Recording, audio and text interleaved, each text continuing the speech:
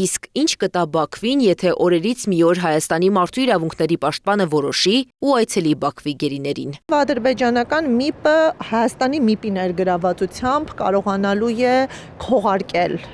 այդ խոշտանգումները եւ ինչու ոչ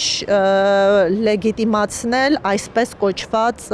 միջազգային ստանդարտներին համապատասխանող պայմաններ հայ բանտարկյալների համար։ Եվ երկրորդը իմ գնահատմամբ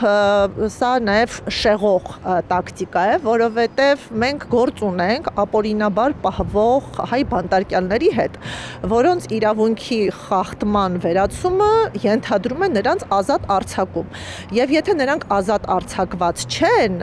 հետագա երաշխիքները դեռևս չեն նշանակում, որ մարդու իրավունքների հարցերը լուծվել են, եւ ադրբեջանական ՄԻՊ-ը փորձ է անում ազատ արձակման խնդրից ծանրաբեռնվածությունը տեղափոխել նրանց պայմանների